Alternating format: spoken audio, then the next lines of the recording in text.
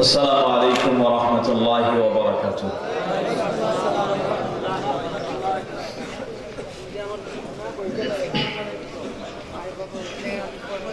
إن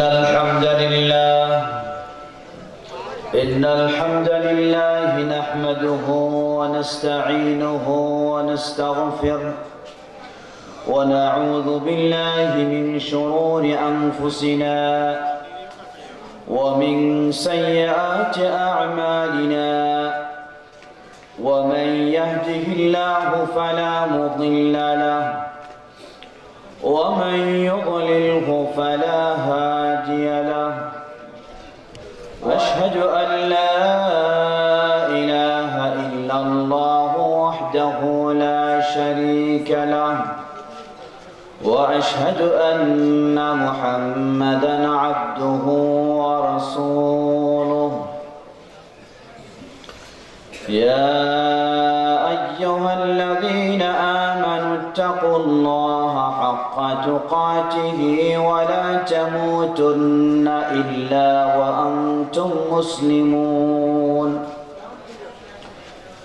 يا أيها الناس اتقوا ربكم الذي خلقكم من نفس واحدة وخلق منها زوجها وبث منهما رجالا كثيرا ونساء واتقوا الله الذي تساءلون به والأرحام إن الله كان عليكم رقيبا.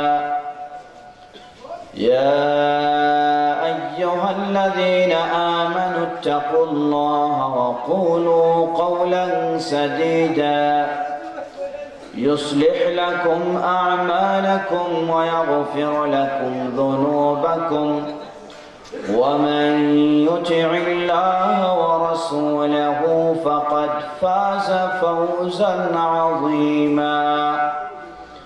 أما بعد فإن خير الحديث كتاب الله وخير الهدي هدي محمد صلى الله عليه وسلم وشر الأمور محدثاتها وكل محدثة بدعة وكل بدعة ضلالة وكل ضلالة في النار. فأعوذ بالله من الشيطان الرجيم. بسم الله الرحمن الرحيم. وبشر الذين آمنوا وعملوا الصالحات أن لهم جنات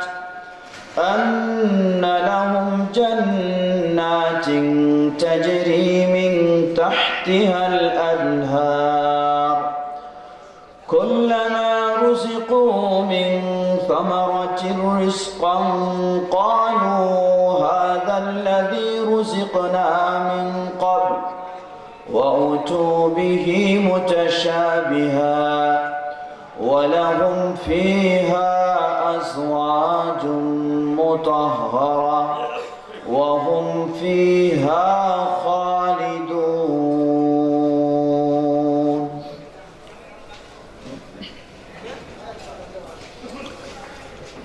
আজকের আয়োজিত এই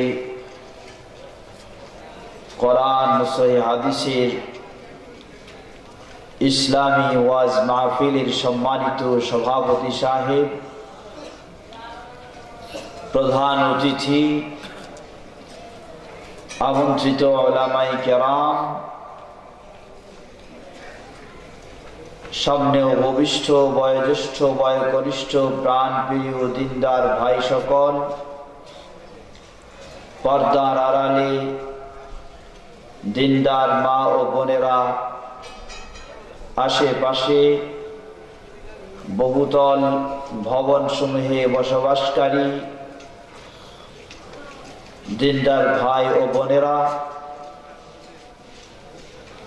শুরুতে আবারও প্রশংসা জ্ঞাপন করছি সেই আল্লাহ সুবহানাহু ওয়া তাআলার, যিনি আমাদেরকে শত ব্যস্ততার মধ্য দিয়েও এই ব্যস্ততম নগরীতে সকল ব্যস্ততাকে স্তব্ধ করে দিয়ে আল্লাহর দ্বীনকে কোরআন সহিহ হাদিসের আলোকে জানার উদ্দেশ্যে, শেখার উদ্দেশ্যে এই ইসলামী মাহফিল করার সুযোগ করে দিয়েছেন সেই আল্লাহ সুবহানাহু ওয়া তাআলার প্রশংসা জ্ঞাপনার্থে সকলে বলি আলহামদুলিল্লাহ। যাবতীয় প্রশংসা কার? আবারও বলুন কার? সকল ইবাদত কার জন্য? সিজদা হবে কার জন্য? সালাত কার জন্য? সিয়াম কার জন্য? জান্নাতের মালিক কে? জাহান্নামের মালিক কে? আমাদের মালিক কে? সকল প্রশংসা কার জন্য? আবারও বলুন আলহামদুলিল্লাহ। অতঃপর অসংখ্য সালাত ও সালাম পেশ করছি প্রিয় রাসূল মুহাম্মদ সাল্লাল্লাহু আলাইহি ওয়াসাল্লাম, তার আসহাবে কেরাম, আহলে বাইত, শেষ দিবস পর্যন্ত তার প্রতিটি একনিষ্ঠ অনুসারীদের উপর। হামদ সালাতের পরে কৃতজ্ঞতা প্রকাশ করছি সেই সকল দ্বীনী ভাইদের যারা নিজেদের ব্যবসা বাণিজ্য, সাংসারিক পারিবারিক ব্যস্ততাকে উপেক্ষা করে আল্লাহর দ্বীনের জন্য, আল্লাহর সন্তুষ্টি অর্জনের জন্য সার্বিক ত্যাগ স্বীকার করে এই মহা ইসলামী মাহফিলের আয়োজন করেছেন। আল্লাহ সুবহানাহু ওয়া তাআলা তাদেরকে জাযায়ে খায়ের দান করুন, বলুন আল্লাহুম্মা আমিন। যারা অর্থ দিয়ে, পরামর্শ দিয়ে, আরো বিভিন্নভাবে সহযোগিতা দিয়ে, বিশেষ করে দুই পার্শ্বে অসংখ্য পরিবার বসবাস করছে, যাদের মাঝে রয়েছে কেউ অসুস্থ ব্যক্তি, রয়েছে ছোট কচি বাচ্চা, এতদ সত্ত্বেও ধৈর্য ধারণ করে তারাও এ মাহফিল করার সুযোগ করে দিয়েছেন। আল্লাহ সুবহানাহু ওয়া তাআলা এমন সকল ব্যক্তিকে জাযায়ে খায়ের দান করুন, বলুন আল্লাহুম্মা আমিন। যারা এই সুন্দর মাহফিলের আয়োজন করেছেন তারা যেন এমনই ভাবে কোরআন সহিহ সুন্নাহর আলোকে সঠিক ইসলামের প্রচার প্রসার, দাওয়া তাবলীগের ক্ষেত্রে আরো বেশি বেশি অবদান রাখতে পারে, আল্লাহ সুবহানাহু ওয়া তাআলা তাদেরকে সে তৌফিক দান করুন। যারা এখানে অর্থ দিয়ে সহযোগিতা দিয়েছেন, আল্লাহ সুবহানাহু ওয়া তাআলা তাদের সকলের রুজি রোজগারে, ব্যবসা বাণিজ্য, কর্মকাণ্ডে বরকত দান করুন এবং সম্পদ দিয়ে, হালাল সম্পদ দিয়ে দ্বীনের কাজ আরো বেশি করার তৌফিক দান করুন। সম্মানিত দ্বীনী ভাইরা, আমার আগে আমাদের অত্যন্ত শ্রদ্ধাভাজন বিশিষ্ট ইসলামী চিন্তাবিদ ডক্টর সাইফুল্লাহ মাদানী, তিনি দীর্ঘক্ষণ যাবৎ খুব সুন্দরভাবে জ্ঞানগর্ভ প্রাঞ্জল ভাষায় অত্যন্ত তথ্যবহুল আলোচনা আপনাদের সামনে উপস্থাপন করেছেন। আসলেই আজকে আমাদের অনেক মাহফিল হয় সর্বত্র, কিন্তু মাহফিলগুলিতে যদি এই ধরনের কোরআন ও সুন্নাহ থেকে স্পষ্ট কথাগুলি আমরা শুনতাম সকলেই এবং আমাদের জীবনে মেনে চলতে পারতাম, তাহলে মনে হয় আমরা আজকে দিনে দিনে ইসলাম থেকে যেমন দূরে সরে যাচ্ছি, ততটুকু হয়তো দূরে সরতাম না, বরং আরো কাছে আসার সুযোগ হতো। কি বলেন, ঠিক কিনা? তাই আমরা বক্তাদেরকেও অনুরোধ জানাবো, মানুষকে শুধু সন্তুষ্ট করার জন্য বিভিন্ন রকমের অবাস্তব কিছু গল্প গুজব, কেচ্ছা কাহিনীর ওয়াজ শুনিয়ে তাদেরকে, তাদের মন জগিয়ে তাদেরকে ব্যস্ত না রেখে বক্তাদেরও উচিত শ্রোতাদেরকে এই মূল্যবান সময়টা যেন কাজে লাগে এজন্য কোরআন ও সহিহ সুন্নাহ থেকে সঠিক বিষয়গুলি শোনানো দরকার। আর শ্রোতাদেরও উচিত আপনি আপনার জীবনটাকে, আপনার ঈমানটাকে, আপনার জান্নাতের পথকে আরো সুন্দর করে নিতে পারেন এমনই কোরআন ও সুন্নাহর আলোচনাকেই গুরুত্ব দিয়ে শোনা উচিত। কি বলেন, ঠিক কিনা? আল্লাহ সুবহানাহু ওয়া তাআলা আমাদের সমাজের বক্তা ও শ্রোতা সকলকেই এই সঠিক পথে, সঠিক মতে, সঠিক দিকে চলার তৌফিক দান করুন। সম্মানিত দিনী ভাইরা, কর্তৃপক্ষ আমাকে একটি বিষয় নিয়ে কথা বলার জন্য অনুরোধ জানিয়েছেন, যে বিষয়টি পৃথিবীর প্রতিটি মুসলিম অবশ্যই মনে করে। সকাল, সন্ধ্যা, রাত, দুপুর, প্রতিটি মুহূর্তে সে বিষয়টি সম্পর্কে সে ভাবে, সেটি চায়, সেটি আশা করে। সে বিষয়টি হচ্ছে জান্নাত এবং জাহান্নাম। আমরা সকলেই সকাল সন্ধ্যা আমাদের চিন্তা, আমরা যেন জান্নাতে যেতে পারি এবং জাহান্নাম থেকে বাঁচতে পারি। কি বলেন, ঠিক কিনা? সুতরাং এই বিষয়টি আমাদের সকলেরই কম বেশি জানা। এরপরেও কিছু বিষয়, কিছু কথা কোরআন ও সুন্নাহর আলোকে একটু স্মরণ করে দেওয়া। তাই আসুন আমরা চেষ্টা করব আমাদের জানা বিষয়গুলিকে আবার একটু স্মরণ করে আমরা যেন জান্নাতের পথে প্রতিষ্ঠিত থাকতে পারি, জাহান্নামের পথ থেকে বিরত হতে পারি। সেই পদক্ষেপে আমরা গ্রহণ করার চেষ্টা করব। আল্লাহ আমাদের সকলকে সে তৌফিক দান করুন। আল্লাহ সুবহানাহু ওয়া তাআলা সূরাতুল বাকারা এর 25 নম্বর আয়াতে নবী মুহাম্মদ সাল্লাল্লাহু আলাইহি ওয়াসাল্লামকে নির্দেশ দিচ্ছেন একটি সুসংবাদ জানিয়ে দেওয়ার জন্য। আল্লাহ বললেন, وَبَشِّرِ الَّذِينَ آمَنُوا وَعَمِلُوا الصَّالِحَاتِ أَنَّ لَهُمْ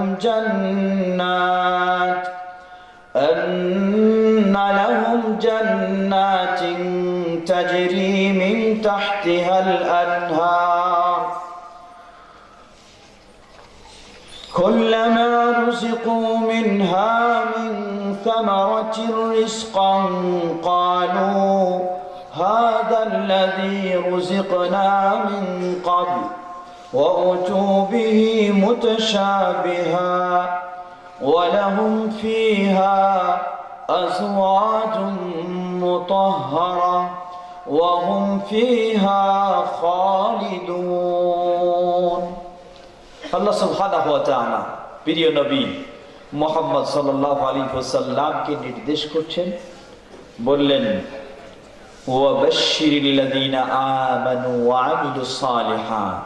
হে নবী, তুমি সুসংবাদ দিয়ে দাও, খোঁজ খবর জানিয়ে দাও।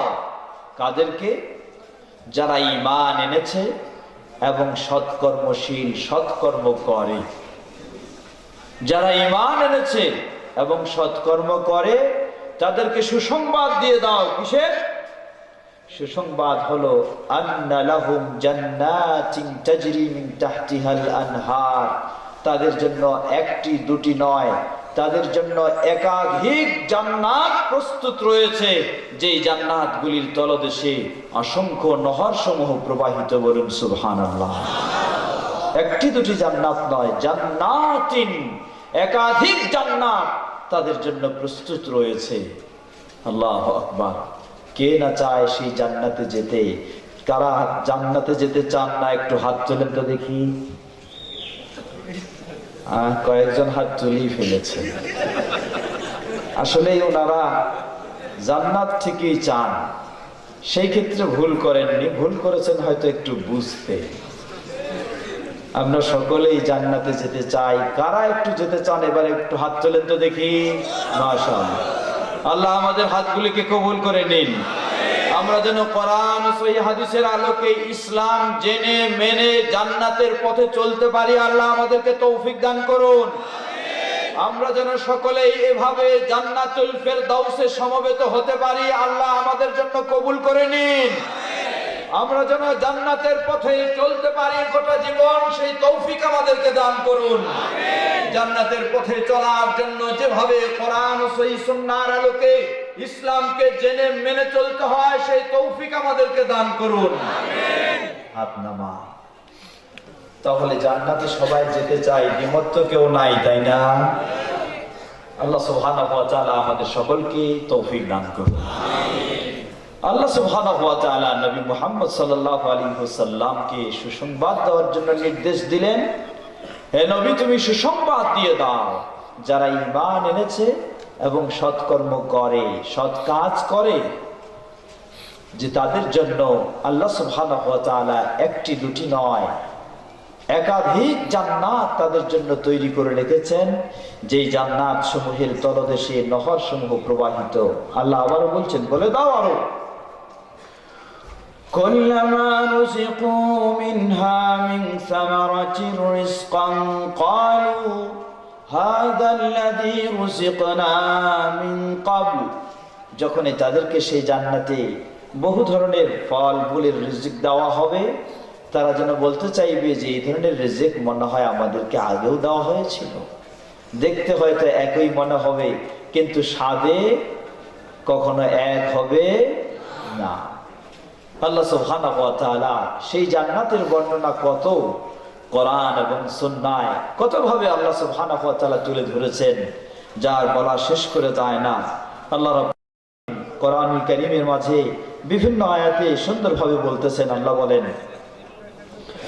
মাসালুল জান্নাতিল লাতী বু'িদাল মুত্তাকুন ফিহা আনহারুম মিন মাইন গায়রি আসিন ওয়া আনহারুম মিন লাবানিন লাম ইয়াতাগায়্যার তা'মুহু وأنهار من خمر لذة للشاربين وأنهار من عسل مصفى ولهم فيها من كل الثمرات ومغفرة من ربهم।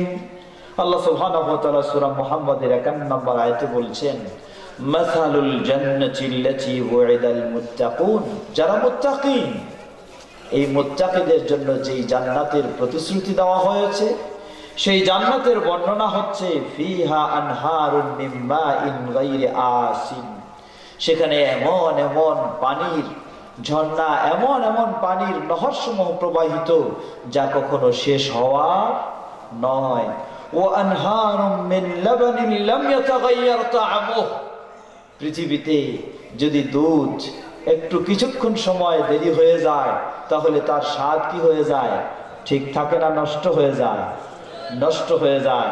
আল্লাহ সুবহানাহু ওয়া তাআলা বললেন, ওয়া আনহারুম মিন লাবানিন লাম ইয়াতাগায়্যার তা'মুহু, সেখানে জান্নাতীদের জন্য সামান্য পাত্রে নয়, বরং বিশাল বিশাল দুধের নদী তাদের জন্য রয়েছে, যেই নদী ভরপুর দুধ থাকবে, কিন্তু দুধের কোনোদিন বিন্দুমাত্র স্বাদ পরিবর্তন হবে না। সুবহানাল্লাহ। ওয়া আনহারুম মিন খামারিল লাযযাতান লিশ-শারিবিন, আর সেখানে থাকবে অসংখ্য নহর, যেগুলি খামারে শরাবে ভরপুর, যেগুলি অত্যন্ত খুবই সুস্বাদু হবে পানকারীদের জন্য। ওয়া আনহারুম মিন আসালিন মুসাফফা, এবং সেখানে থাকবে আরো অগণিত অসংখ্য নহর নদী, যেগুলি ভরপুর হবে ঝলঝলে স্বচ্ছ মধু দিয়ে, সেগুলি যেন ভরপুর হয়ে থাকবে। ওয়ালাহুম ফিহা মিন কুল্লিস সামারাত, আর সেই জান্নাতীদের জন্য রয়েছে কত ধরনের অগণিত অসংখ্য, দেখতে বলেন আর স্বাদে বলেন, বহু বহু অসংখ্য প্রকারের ফল মূল সবকিছুই তাদের জন্য থাকবে সেখানে প্রস্তুত। বলুন সুবহানাল্লাহ। এক কথা, জান্নাত, জান্নাতীরা যা চাইবে আল্লাহ সুবহানাহু ওয়া তাআলা জান্নাতীদেরকে মুহূর্তের মাঝে তাই দিয়ে দিবেন। বলুন সুবহানাল্লাহ। জান্নাতি, একটি হাদিস মনে হলো সহিহুল বুখারীর হাদিস, যেই হাদিসে যে ব্যক্তি সর্বশেষে জান্নাতে যাওয়ার সুযোগ পাবে, সেই ব্যক্তির বর্ণনা এই হাদিসে এসেছে। জান্নাতে যারা হবে, জান্নাতি তো বিভিন্ন কোয়ালিটির হবে, সবচেয়ে লো কোয়ালিটির যিনি, নিম্নমানের জান্নাতি যিনি, নিম্ন স্তরের জান্নাতি যিনি, সবচেয়ে শেষে যে জান্নাতে প্রবেশের সুযোগ পাবে, সে ব্যক্তির বর্ণনা সম্পর্কে নবী মুহাম্মদ সাল্লাল্লাহু আলাইহি ওয়াসাল্লাম বর্ণনা দিচ্ছেন যে কিয়ামতের মাঠে যখন আল্লাহ সুবহানাহু ওয়া তাআলা ফয়সালা শেষ করে দিবেন, ফয়সালা শেষ করে জান্নাতি জান্নাতে, জাহান্নামীরা জাহান্নামে যাবে, একজন ব্যক্তি তিনি এখনো অপেক্ষা করবেন, তিনি থাকবেন এই অবশিষ্ট। কিন্তু সেই ব্যক্তি যেন তিনি সেই কিয়ামতের মাঠে রয়েছেন ঠিকই, কিন্তু তার সম্মুখে যেন সেই জাহান্নামের যত রকমের শাস্তি বা দুর্গন্ধ, এগুলি তার চেহারার সামনে, আগুনের ঝলক সেগুলি তার চেহারার সামনে আসছে। সে আল্লাহ সুবহানাহু ওয়া তাআলার কাছে বিনয়ের সাথে আবেদন করবে, হে আল্লাহ, হে আল্লাহ, আমাকে যে জায়গায় আপনি রেখেছেন এখানে জাহান্নামের আগুনের ঝলক এসে আমার চেহারাকে যেন ঝলসিয়ে দিচ্ছে, সুতরাং আপনি আমাকে দয়া করে, মেহেরবানি করে এই জায়গা থেকে একটু দূরে সরিয়ে অন্য জায়গায় আমাকে থাকার সুযোগ করে দিন। আল্লাহ সুবহানাহু ওয়া তাআলা সে ব্যক্তিকে বলবেন, তুমি তো আমার কাছে চেয়েছো, এই আবেদন করেছো, তবে তুমি যদি আমাকে প্রতিশ্রুতি দাও যে তোমার এই আবেদন শুনলে তুমি আর কখনো ভিন্ন কিছু আমার কাছে চাইবে না, তাহলে তোমাকে এটি আমি করে দিতে পারি। সে ব্যক্তি বলবেন যে, হে আল্লাহ, আমি আপনাকে প্রতিশ্রুতি দিচ্ছি, আমি চাইলাম যে আপনি আমাকে এই জায়গা থেকে একটু সরিয়ে দিন, আর আমি দ্বিতীয়বার আপনার কাছে কিছু চাইব না। আল্লাহ সুবহানাহু ওয়া তাআলা আরহামুর রাহিমিন, তিনি দয়া করে বান্দাকে সেই কঠিন জায়গা থেকে, জাহান্নামের ঝলক যেখানে আসছে, দুর্গন্ধ আসছে, চেহারা যেন ঝলসে যাচ্ছে, এমন জায়গা থেকে একটু দূরে সরাই দিবেন ভিন্ন জায়গায়। যখন ভিন্ন জায়গায় দিবেন, সেই ভিন্ন জায়গায় সেখানে জাহান্নামের ঝলক, দুর্গন্ধ সবকিছু থেকে দূর হয়ে মুক্ত হয়ে যাবেন। কিন্তু মুক্ত হলে যেমনই ভাবে জাহান্নামের সবকিছু থেকে মুক্ত হবেন, তেমনি ভাবে তিনি যেন সেই বহু দূর থেকে জান্নাতের সুঘ্রাণ পেতে শুরু করবেন। এখন বেচারা জান্নাতের যখনই একটু সুঘ্রাণ পাওয়া শুরু করবেন, তার লোভ আর মানবে না, বলবে যে, হে আল্লাহ, এই এত সুঘ্রাণ কই থেকে আসছে জানি না, আল্লাহ মনে হয় এটা জান্নাতের এই সুঘ্রাণ, সুতরাং আপনি আমাকে একটু জান্নাতের দরজার কাছে একটু যাওয়ার সুযোগ করে দিন আমাকে। আল্লাহর কাছে এই আবেদন করে বসবে। আল্লাহ সুবহানাহু ওয়া তাআলা বলবেন, হে বান্দা, তুমি কি আমাকে প্রতিশ্রুতি দাও নাই যে তোমাকে ওই জায়গা থেকে সরালে তুমি আর কিচ্ছু আমার কাছে চাইবে না? কিন্তু আমি তোমাকে সেখান থেকে সরালাম, তুমি আবার দ্বিতীয়বার আমার কাছে চাওয়া শুরু করে দিয়েছ। কিভাবে তুমি আবার চাচ্ছ, অথচ তুমি আমাকে প্রতিশ্রুতি দিয়েছ? সে বান্দা বলবেন, হে আল্লাহ, আমি তো আপনার হতভাগা বান্দা হতে চাই না, আমি আপনার নিয়ামত পেতে চাই, আপনার নিয়ামত পেয়ে আমি সৌভাগ্যবান হতে চাই, তাই আমি প্রতিশ্রুতি দেওয়া সত্ত্বেও আপনার কাছে না চেয়ে পারছি না। সুতরাং আপনাকে আমি প্রতিশ্রুতি দিচ্ছি, আপনি আমাকে এই জায়গা থেকে একটু জান্নাতের দরজার কাছে যাওয়ার সুযোগ করে দিন, আমি আর কিচ্ছু আপনার কাছে চাইব না। আল্লাহ সুবহানাহু ওয়া তাআলা তার কাছে শক্ত প্রতিশ্রুতি নেবেন। হাদিসটি সহিহ বুখারী, মুসলিমেও এসেছে। শক্ত প্রতিশ্রুতি নেবেন যে ঠিক আছে, তুমি তাহলে আমার কাছে আর কিছু চাইবে না তো? এটাই তোমার কথা ঠিক থাকবে? বলবে যে, হ্যাঁ আল্লাহ, এটাই আমার কথা, আর আমি আপনার কাছে কিচ্ছু চাইবো না, আমাকে শুধু জান্নাতের দরজার কাছে যাওয়ার একটু সুযোগ করে দিন। আল্লাহ সুবহানাহু ওয়া তাআলা তিনি আরহামুর রাহিমিন, বান্দার প্রতি তিনি এত দয়াশীল, এত দয়ালু। বান্দার এই প্রতিশ্রুতি ভঙ্গ করেও দ্বিতীয়বার এই চাওয়া আল্লাহ রাব্বুল আলামিন তিনি রহম করবেন, তাকে সুযোগ করে দিবেন, সে জায়গা থেকে জান্নাতের দরজার কাছে নিয়ে যাবেন, নিয়ে সেখানে তাকে আল্লাহ সুবহানাহু ওয়া তাআলা সুযোগ করে দিবেন। জান্নাতের দরজার কাছে যাওয়ার পর এই ব্যক্তি জান্নাতের এত কাছে, দরজার এত কাছে চলে গেছে, এখন যেন মনে হয় মাথা উঁচু করলে জান্নাতের ভিতরে কিছু দেখতে পাচ্ছে, এমন জায়গায় পৌঁছে গেছে। কিন্তু জান্নাতের ভিতরে ঢোকার তার কোনো সুযোগ নাই, শুধু দেখতেছে এই সব কিছু, কিন্তু ঢোকার কোনো সুযোগ নেই। আল্লাহ সুবহানাহু ওয়া তাআলার কাছে আবার নিজের প্রতিশ্রুতি ভুলে গিয়ে আবার আল্লাহর কাছে আবেদন করবে, হে আল্লাহ, চোখের সামনে দেখতেছি এত সুন্দর জান্নাত, আমাকে যদি একবার একটু ভিতরে ঢোকার সুযোগ করে দেন তাহলে তো আমি চিরকৃতজ্ঞ হব, অতএব আমাকে একটু ভিতরে ঢোকার সুযোগ করে দিন, এই বলে আল্লাহর কাছে আবেদন করবে। আল্লাহ সুবহানাহু ওয়া তাআলা আবার বলবেন, হে বান্দা, তুমি না আমাকে প্রতিশ্রুতি দিয়েছো, তুমি তোমাকে এখানে নিয়ে আসলে আর কিছু তুমি চাইবে না? বান্দা বলবেন, হে আল্লাহ, আমি প্রতিশ্রুতি দিয়েছি ঠিকই, এতে কোনো সন্দেহ নেই, কিন্তু আমার চোখের সামনে জান্নাত হবে আর আমি জান্নাতে যাওয়ার সুযোগ পাবো না, আপনার কাছে জান্নাত চাইবো না, এমন হতভাগা বান্দা তো আমি হতে পারি না। অতএব আমি আপনার কাছে তাই সেই প্রতিশ্রুতির কথা স্মরণ থাকা সত্ত্বেও আমি আপনার কাছে আবারও চাচ্ছি, আমাকে একটু জান্নাতের ভিতরে যাওয়ার সুযোগ করে দিন। আল্লাহ সুবহানাহু ওয়া তাআলা তার এই কথা শুনে আল্লাহ রাব্বুল আলামিন তিনি যেন হেসে ফেলবেন। সুবহানাল্লাহ। আল্লাহ রাব্বুল আলামিন হাসি দিবেন, হাসি দিয়ে তারপর তার আবেদন মঞ্জুর করবেন, তাকে জান্নাতের ভিতরে ঢোকার সুযোগ করে দিবেন। শুধু ভিতরে ঢোকার সুযোগ করে দিবেন না, বরং কোন কোন বর্ণনায় এসেছে যখন এই ভিতরে ঢুকতে চাইবে তখন আবার সে ব্যক্তি পাইবে যে জান্নাতের ভিতরে মনে হয় যেন ভরপুর হয়ে গেছে, জায়গা আর তেমন নাই। সেই ব্যক্তি আল্লাহর কাছে এমন কথা বললে আল্লাহ সুবহানাহু ওয়া তাআলা তাকে বলবেন যে তুমি জায়গা নাই বলছি কেন, তোমাকে যেই পৃথিবীতে তুমি ছিলে সেই গোটা পৃথিবীর সমান তোমাকে আমি জান্নাতে স্থান দান করলাম। সে ব্যক্তি বলবে, হে আল্লাহ, আপনি আমাকে ঠাট্টা করছেন, আমাকে আমার সাথে রসিকতা করছেন? আল্লাহ সুবহানাহু ওয়া তাআলা বলবেন, না না, তোমার জন্য শুধু পৃথিবীর সমান নয়, ওয়ালাকা আশারাতু আমসালিদ দুনিয়া, সেই দুনিয়ার 10 পৃথিবী সমান তোমাকে জান্নাতে আমি স্থান দান করলাম। সুবহানাল্লাহ, আল্লাহু আকবার, আল্লাহু আকবার। কি অবস্থা দেখুন। এই ব্যক্তিটা হচ্ছে কোন ব্যক্তি?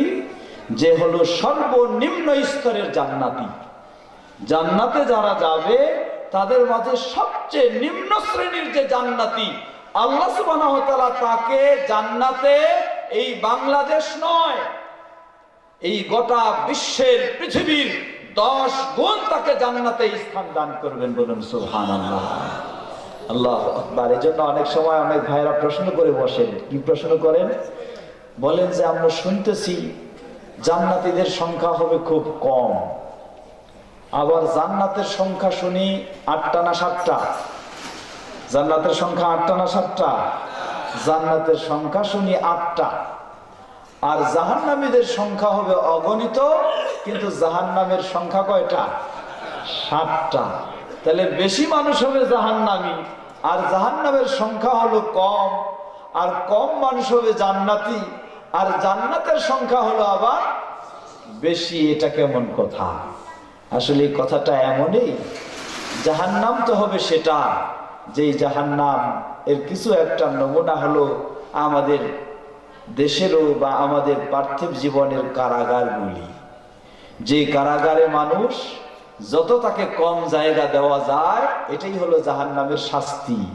সুতরাং জাহান্নাম 7টা হলেও সেখানে যত বেশি ভরা যায় ততই হবে কি? তাদের শাস্তির বিষয় হবে। পক্ষান্তরে জান্নাতে যদি সর্বনিম্ন স্তরের জান্নাতি, যে সবচেয়ে শেষে যে জান্নাতে যাওয়ার সুযোগ পাবে, তাকে যদি এই ধরনের একজন ব্যক্তিকে যদি 10টা পৃথিবীর সমান স্থান দেওয়া হয়, তাহলে কত জান্নাতের তাহলে প্রয়োজন হবে একটু চিন্তা করে দেখুন। প্রিয় ভাইরা আমার, এই জান্নাতে যেতে হলে শর্ত কি? প্রথম শর্ত হলো আল্লাহ সুবহানাহু ওয়া তাআলা বললেন, সুসংবাদ দিয়ে দাও, ওয়াবাশশিরিল্লাযীনা আমানু ওয়া আমিলুস সালিহাত। প্রথম সুসংবাদ কি? আমানু, ঈমান আনা। প্রথম সুসংবাদ কি? প্রথম শর্ত কি? ঈমান। ঈমান ছাড়া কোনো ব্যক্তির পক্ষে কখনো জান্নাতে যাওয়া সম্ভব হবে? আজকে কিন্তু আমাদের ঈমানের কোয়ালিটির হিসাব নাই, কি বলেন ঠিক কি না? আমার আগেই ডক্টর সাইফুল্লাহ সাহেব তিনি বললেন, কতজন কত রকমের তরিকার দাবি করে, কতজন কত রকমের দল মতের দাবি করে, কতজন কত রকমের জাহেরিয়ার বাতিনির দাবি করে, এগুলি সবই কিন্তু মানুষের ইমানের কোয়ালিটি। কি বলেন ঠিক কিনা? সুতরাং ইমান যদি নিজের মন গড়া তৈরি করে নেই, তাহলে সেই ইমান দিয়েও কিন্তু কখনো জান্নাতে যাওয়া সম্ভব হবে। জান্নাতে যেতে হলে যেই নবীর মাধ্যমে আল্লাহ সুবহানাহু ওয়া তাআলা সুসংবাদ দেওয়াচ্ছেন, সেই নবী যেই ঈমান আমাদেরকে দিয়েছেন, সেই ঈমান ছাড়া জান্নাতে যাওয়া সম্ভব হবে না। প্রিয় ভাইরা আমার, সুতরাং সেই নবীর ঈমান ছাড়া জান্নাতে সম্ভব যদি যাওয়া সম্ভব না হয়, তাহলে মনে রাখতে হবে আপনাকে সকল তরিকা ছেড়ে দিয়ে শুধু প্রিয় নবী মুহাম্মদ সাল্লাল্লাহু আলাইহি ওয়াসাল্লামের তরিকাতেই ফিরে আসতে হবে। কি বলেন ঠিক কিনা? আল্লাহ আমাদের সকলকে সে তৌফিক দান করুন, বলুন আল্লাহুম্মা আমিন। প্রিয় ভাইয়ের আমার, কথা আমি খুব দীর্ঘ করব না, যেহেতু আমার পরে আরো একজন মুহতারাম জাকিরুল্লাহ সাহেব তিনি আছেন, সুতরাং খুব দীর্ঘ রাত পর্যন্ত আলোচনা করাটাও ঠিক হবে না।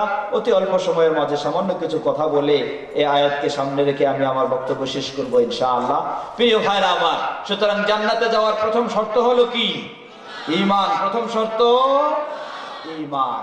আপনি যত বড়ই ক্ষমতার মালিক হন, যতই বড় সম্পদশালী হন না কেন, সেই সম্পদ ও ক্ষমতা দিয়ে জান্নাতে যাওয়া সম্ভব হবে যদি ঈমান না থাকে। সেই সম্পদ আর যাই কিছু হোক না কেন, সেই ক্ষমতা আর যাই কিছু থাক না কেন, জ্ঞান বুদ্ধি যতই কিছু হোক না কেন, যদি আপনার ঈমান না থাকে, তাহলে জান্নাতে যাওয়া সম্ভব নয়। দ্বিতীয় বিষয়, وَبَشِّرِ الَّذِينَ آمَنُوا وَعَمِلُوا الصَّالِحَاتِ, সুসংবাদ দিয়ে দাও তাদেরকে যারা ঈমান এনেছে এবং সৎকর্ম করে। কি কাজ করে? সৎকর্ম করে। সৎ কাজ কি? সৎ কাজ হলো ইসলামে ঈমানের পরেই সবচেয়ে গুরুত্বপূর্ণ সৎ কাজের নাম কি? সালাত। কি নাম? সবচেয়ে গুরুত্বপূর্ণ সৎ কাজের নাম হলো সালাত। এরপরে কি? যাকাত। এরপরে কি? এরপরে কি? সিয়াম। এরপরে কি? হাজ। কি বলেন? এগুলি না ঈমানের পরে? ঈমানের পরেই সবচেয়ে গুরুত্বপূর্ণ সৎ কাজ হলো সালাত, তারপরেই গুরুত্বপূর্ণ সৎ কাজ হলো যাকাত, তারপরেই গুরুত্বপূর্ণ সৎ কাজ হলো সিয়াম, তারপরেই গুরুত্বপূর্ণ সৎ কাজ হলো হাজ। আল্লাহ রাসূল সাল্লাল্লাহু আলাইহি ওয়াসাল্লাম এমনই ভাবে বর্ণনা দিয়েছেন। রাসূল সাল্লাল্লাহু আলাইহি ওয়াসাল্লাম উপস্থিত সকল সাহাবীদেরকে নিয়ে তিনি বক্তব্য দিচ্ছেন। তিনি বক্তব্যের মাঝে বলে ফেললেন, হাদিসটি সহিহুল বুখারী এর হাদিস। রাসূল সাল্লাল্লাহু আলাইহি ওয়াসাল্লাম বললেন, জেনে রাখো জান্নাত এর দরজা হবে, আর সেই দরজাগুলি দিয়ে কোনটা হবে সেই সালাতের দরজা। সালাতের দরজা দিয়ে সেই সালাত আদায়কারীকে আহ্বান জানানো হবে। দরজা হবে যাকাতের, সেই যাকাতের দরজা দিয়ে যাকাত দানকারীকে আহ্বান জানানো হবে। দরজা হবে দান সদকার, সেই দান সদকার দরজা দিয়ে দান সদকাকারীকে আহ্বান জানানো হবে। দরজা হবে সিয়ামের রাইয়ান, সেই রাইয়ান দরজা দিয়ে সিয়াম পালনকারীকে আহ্বান জানানো হবে। দরজা হবে হাজ্জের, সেই হজের দরজা দিয়ে হজ পালনকারীকেও আহ্বান জানানো হবে। হঠাৎ একজন সাহাবী, নাম হলো তার আবু বকর রাদিয়াল্লাহু তাআলা আনহু, তিনি বললেন, হে আল্লাহর রাসূল সাল্লাল্লাহু আলাইহি ওয়াসাল্লাম, জান্নাতে যে কোনো একটি দরজা দিয়ে যেতে পারলেই তো হয়, সুতরাং এত সব দরজার কি প্রয়োজন হবে? আর কোন ব্যক্তি কি এমন হবে যাকে সব দরজা দিয়ে ডাকা হবে? রাসূল সাল্লাল্লাহু আলাইহি ওয়াসাল্লাম বললেন যে হ্যাঁ, জান্নাতে এত সব দরজা থাকবে, আর এমনও ব্যক্তি রয়েছে যেই ব্যক্তিকে সালাতের দরজা দিয়েও ডাকা হবে, যাকাতের দরজা দিয়েও ডাকা হবে, সদকার দরজা দিয়েও ডাকা হবে, জিহাদের দরজা দিয়েও ডাকা হবে, সিয়ামের দরজা দিয়েও ডাকা হবে, সব দরজা দিয়ে তাকে জান্নাতে ডাকা হবে। আর রাসূল সাল্লাল্লাহু আলাইহি ওয়াসাল্লাম বললেন, হে আবু বকর, জেনে রাখো, আমার বিশ্বাস, আমি আশা করি তুমি হলো সেই ব্যক্তি যাকে জান্নাতের প্রতিটি দরজা দিয়ে তোমাকে ডাকা হবে। বলুন সুবহানাল্লাহ।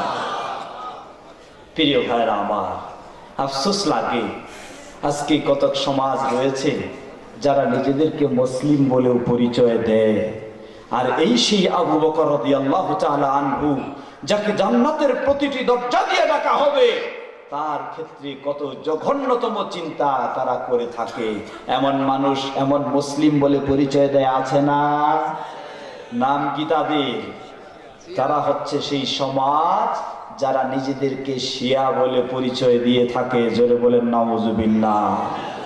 তাদের কাছে আবু বকর রাদিয়াল্লাহু আনহু অপ্রিয় ব্যক্তি, তাদের কাছে ওমর রাদিয়াল্লাহু আনহু অপ্রিয় ব্যক্তি, তাদের কাছে ওসমান রাদিয়াল্লাহু আনহু অপ্রিয় ব্যক্তি, তাদের কাছে আলী রাদিয়াল্লাহু আনহু ছাড়া বাকি পূর্বের তিনজন খলিফা তারা অপছন্দনীয় ব্যক্তি। শুধু অপছন্দনীয় নয়, শিয়াদের মাঝে চরমপন্থী বিভ্রান্ত শিয়া রাফিজিরা তারা আবু বকর রাদিয়াল্লাহু আনহুকে নিজেরা তারা কোরআনের আয়াত তৈরি করে কত রকমের লানত ও গালিগালাজ করেছে। আবু বকর ওমর রাদিয়াল্লাহু আনহু তা বলার অপেক্ষা রাখে না।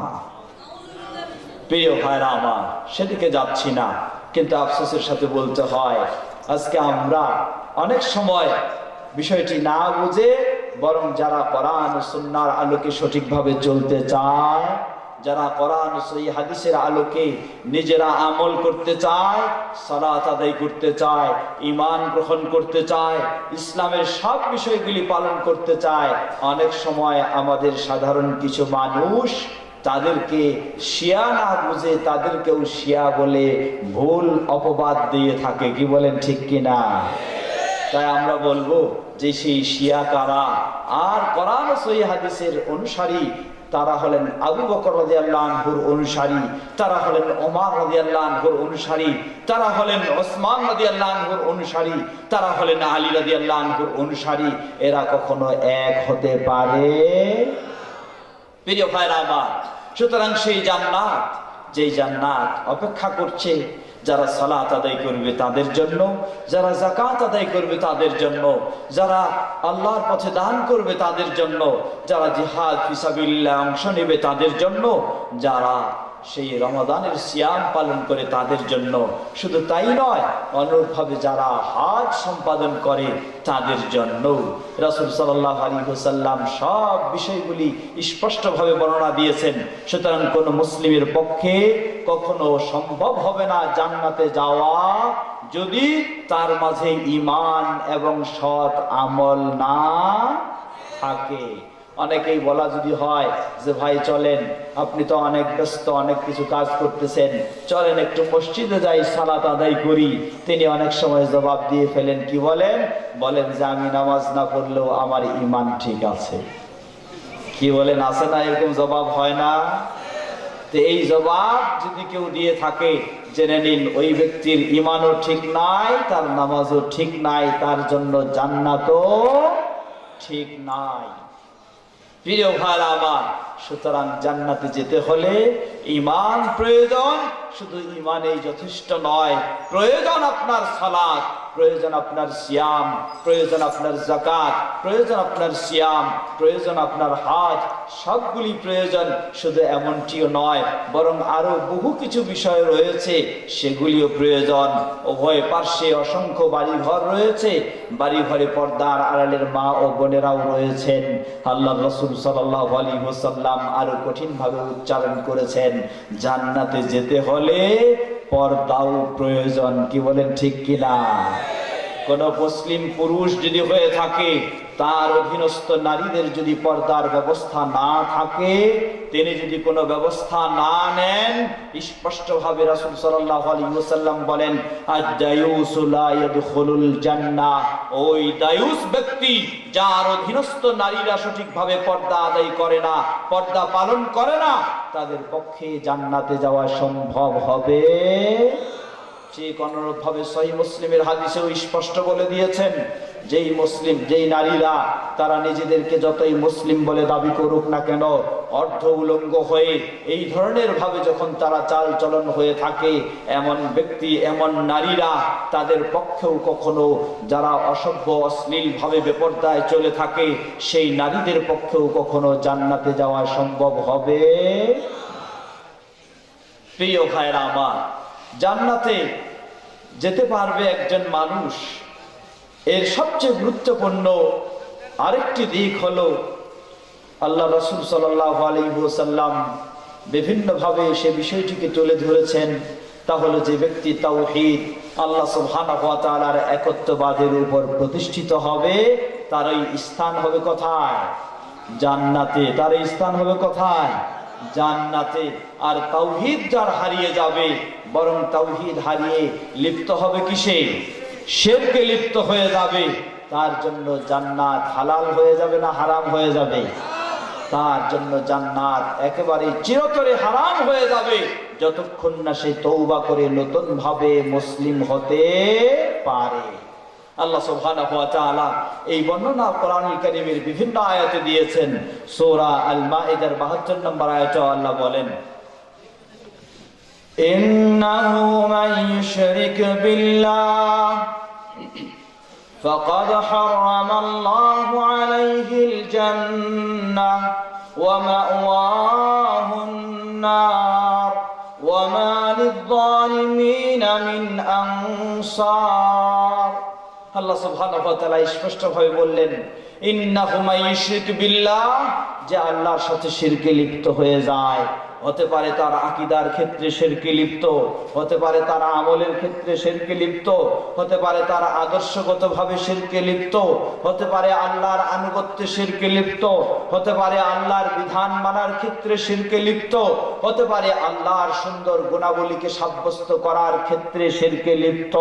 যেভাবেই সে শিরকে লিপ্ত হোক না কেন, আল্লাহ রাব্বুল আলামিন বললেন, যে ব্যক্তি আল্লাহর সাথে শিরকে লিপ্ত হয়ে যায়, এই সেই সুন্দর জান্নাত, এই জান্নাত ফাকাদ হারামাল্লাহু আলাইহিল জান্নাহ, আল্লাহ রাব্বুল আলামিন তার জন্য জান্নাতকে হারাম করে দেন। বলুন নাউযুবিল্লাহ। ওয়া মাওয়াহুন নার, এবং আল্লাহ সুবহানাহু ওয়া তাআলা তার জন্য অবধারিত অপরিহার্য করে দিয়ে থাকেন একেবারে সেই কঠিন জাহান্নাম। এরপরে আল্লাহ বললেন, ওয়া মা লিয-যালিমিনা মিন আনসার, এই জালিম মুশরিকদের জন্য কখনো পার্থিব জীবনে এবং আখিরাতের জীবনে আল্লাহর পক্ষ থেকে কোনো সাহায্য সহযোগিতা হতে পারে?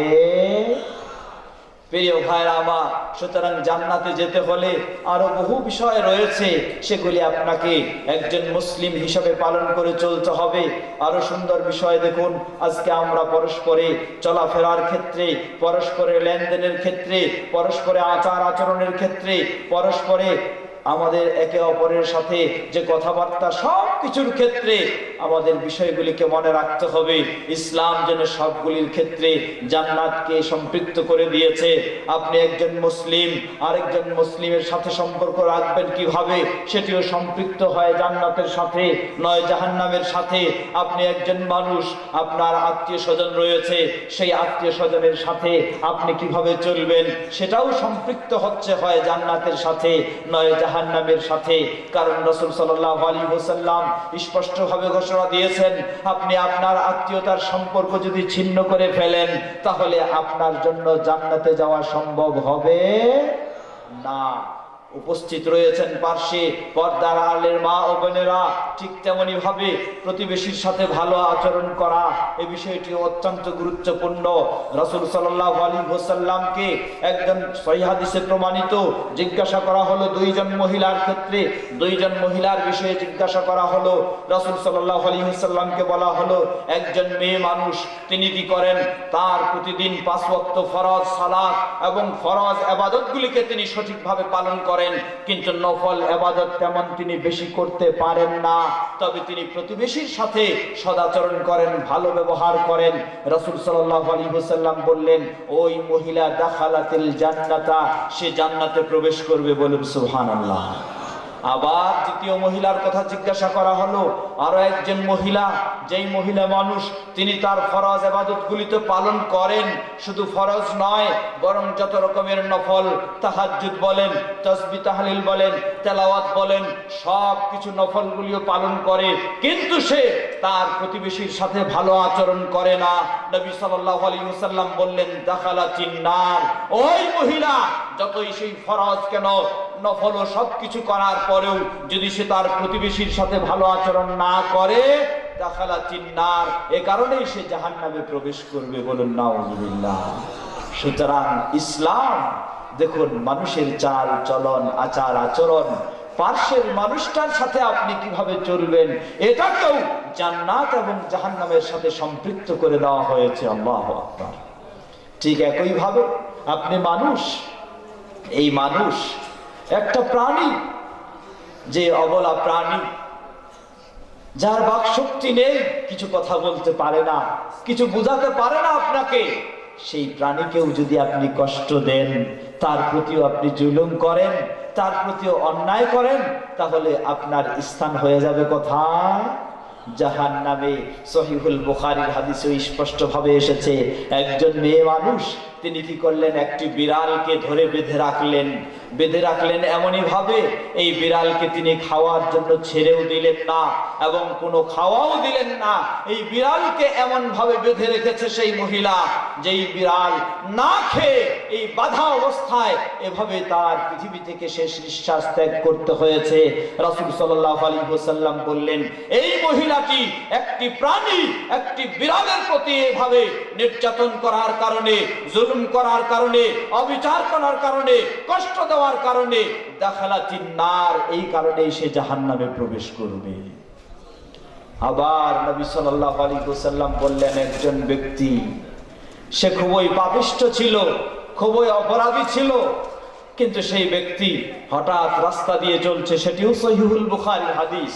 হঠাৎ রাস্তা দিয়ে চলতে দেখলো রাস্তায় এক পার্শ্বে একটি কূপ, সেই কূপের পার্শ্বে একটি কুকুর, সেই তৃষ্ণার্ত কুকুর, পিপাসিত কুকুর তার জিহ্বা বাইর করে দিয়ে যেন কাদাগুলি চেটে চেটে খাচ্ছে, এত পিপাসিত।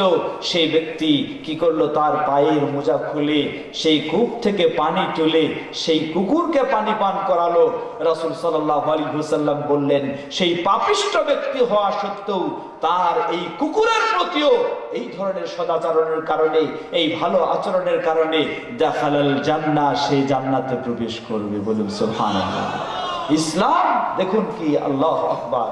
শুধু মানুষের সাথে নয়, একটা প্রাণীর সাথেও আপনার আচরণ যদি খারাপ হয়ে যায়, আপনি যতই দিনদার হন না কেন, এই কারণে আপনাকে জাহান্নামে যেতে হতে পারে। আর আপনার যতই ত্রুটি থাকুক, আপনার একটা প্রাণীর প্রতিও যদি আচরণ ভালো থাকে, তাহলে এর কারণেও আল্লাহ সুবহানাহু ওয়া তাআলা আপনাকে জান্নাতে স্থান দিবেন। ঠিক এমনই ভাবে সাহাবী, প্রসিদ্ধ সাহাবী সালমান ফারিসি রাদিয়াল্লাহু তাআলা আনহু হতে একটি বর্ণনা, যেটি কোন কোন বর্ণনায় মারফু হিসাবে রাসূল সাল্লাল্লাহু আলাইহি ওয়াসাল্লাম থেকে, আবার কোন কোন বর্ণনায় সেই রাসূল সাল্লাল্লাহু আলাইহি ওয়াসাল্লাম থেকে নয়, সালমান ফারিসি থেকে সহিহ সনদে প্রমাণিত। তিনি বলেন যে কোন এক কওমের কোন একজন ব্যক্তি দাখালাতিল জান্নাতা ফি যুবাবিন ওয়া দাখালাল জান্নাতা ফি যুবাবিন ওয়া দাখালান নারা ফি যুবাবিন, একজন ব্যক্তি জান্নাতে প্রবেশ করলো একটি মাত্র মাছির কারণে, আবার আরেকজন ব্যক্তি জাহান্নামে প্রবেশ করলো একটি মাত্র মাছির কারণে। একটি মাছির কারণে জান্নাতে আর জাহান্নামে মানে বিস্তারিত ব্যাখ্যা দিয়ে দিলেন যে তারা কোন এক জনপদের সামনে দিয়ে যাচ্ছিলেন, সামনে রাস্তা, সেই রাস্তা অতিক্রম করছিলেন, আর সেই জনপদের ছিল একটি প্রতিমা। কি ছিল? মূর্তি ছিল। কি ছিল? আজকে তো আমাদের মূর্তিগুলি যেন অনেক সম্মানিত শ্রদ্ধার পাত্র হয়ে যাচ্ছে, কি বলেন ঠিক কিনা? বিভিন্ন রকমের কিছু, কয়েকটা ইট দিয়ে একটা দাঁড় করে দিয়েছে, সেখানে নাকি গিয়ে আপনাকে কি করতে হবে? নীরবতা পালন করতে হবে। জোরে বলেন নাউজুবিল্লাহ। এই সম্মানিত মানুষ, যাকে আল্লাহ সুবহানাহু ওয়া তাআলা এত সম্মান দিয়েছে, এত মর্যাদা দিয়েছে, এত জ্ঞান বুদ্ধি দিয়েছে, এই বিবেকবান মানুষ কিভাবে ইট পাটকেল দিয়ে তৈরি করে এই সব বিষয়গুলির সামনে গিয়ে নীরবতা পালন করতে পারে? এমন বিবেকহীনতার কাজকে ইসলাম কখনো মেনে নিতে পারে? এটার নামেই হলো তাওহীদ না শিরক? জোরে বলেন তাওহীদ না শিরক? এটার নামেই হলো শিরক।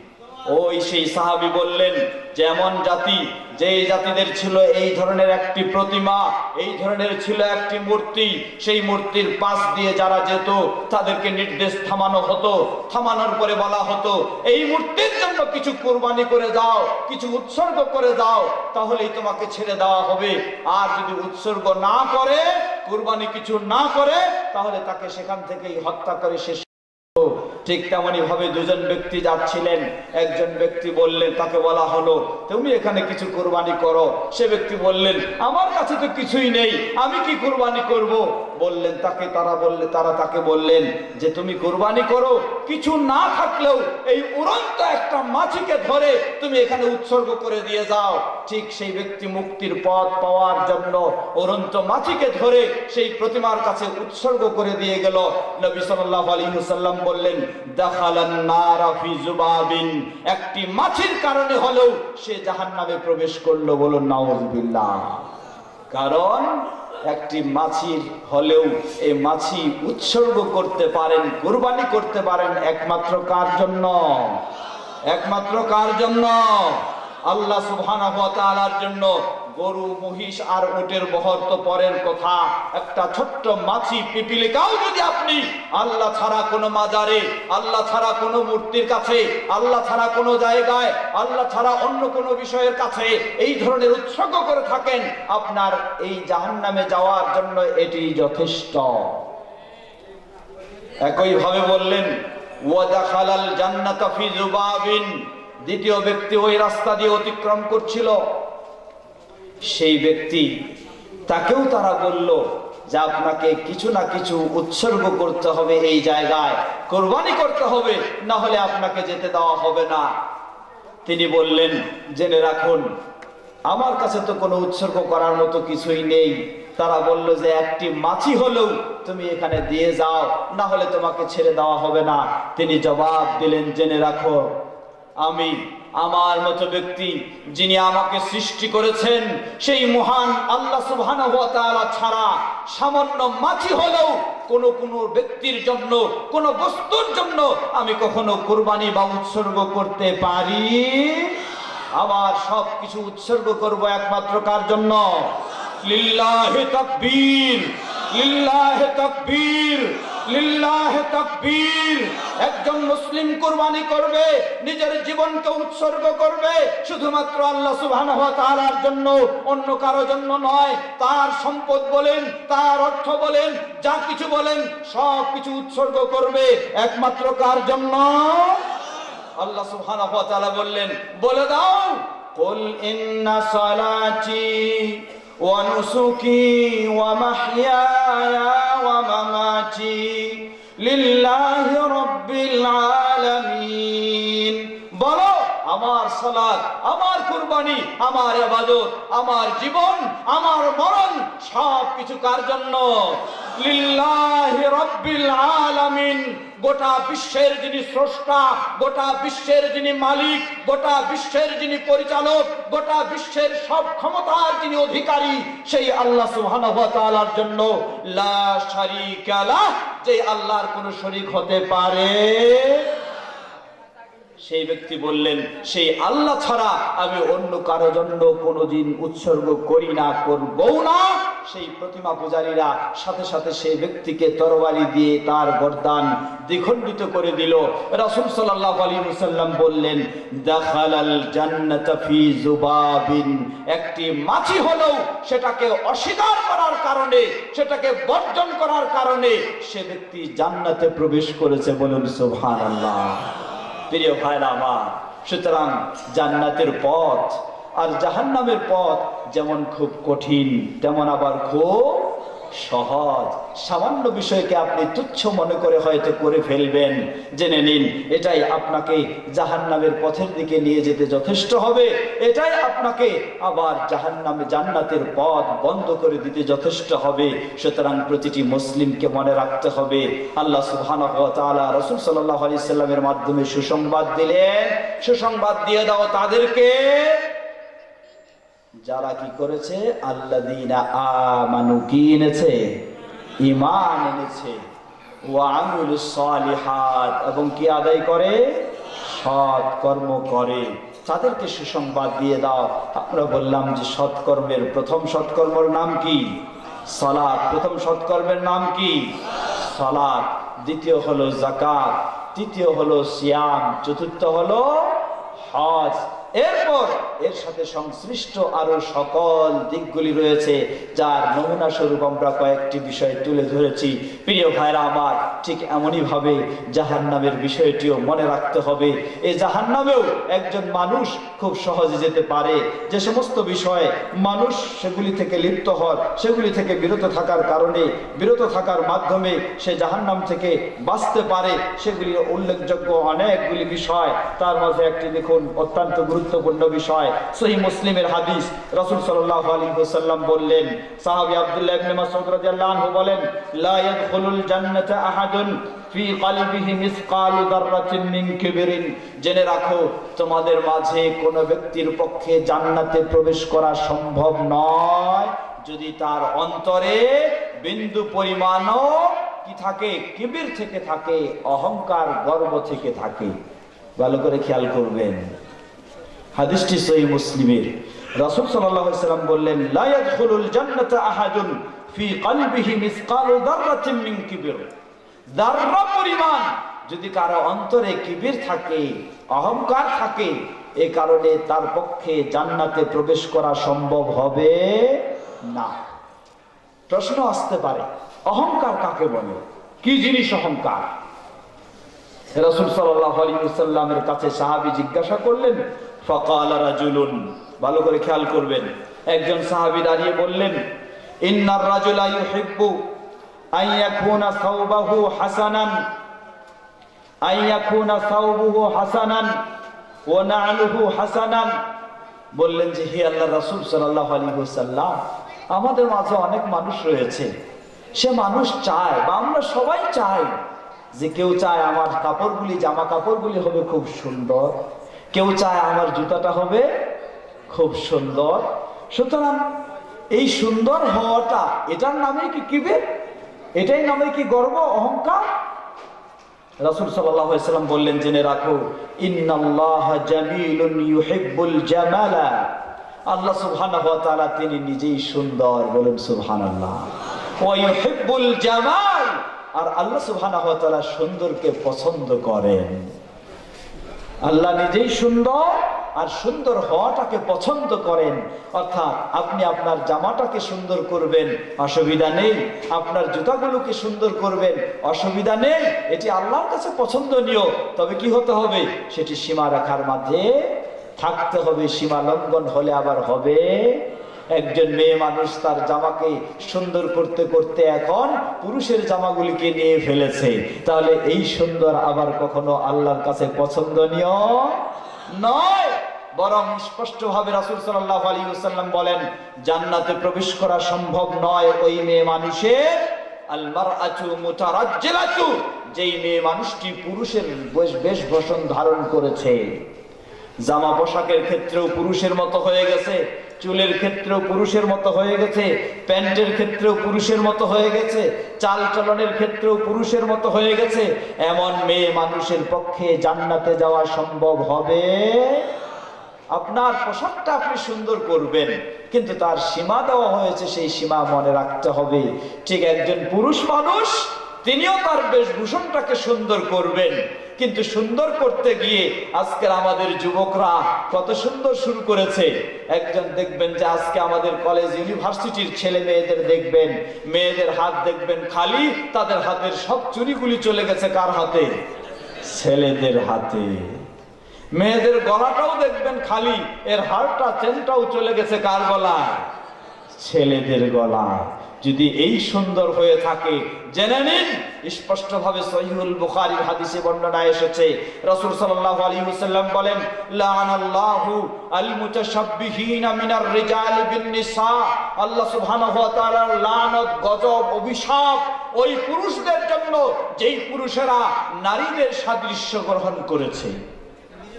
সেটা হতে পারে পোশাক পরিধানের মাধ্যমে, হতে পারে হাতে ব্রেসলেট পরিধানের মাধ্যমে, হতে পারে গলায় চেন পরিধানের মাধ্যমে, হতে পারে পোশাক পরিধানের মাধ্যমে, হতে পারে মাথায় চুল রাখার মাধ্যমে।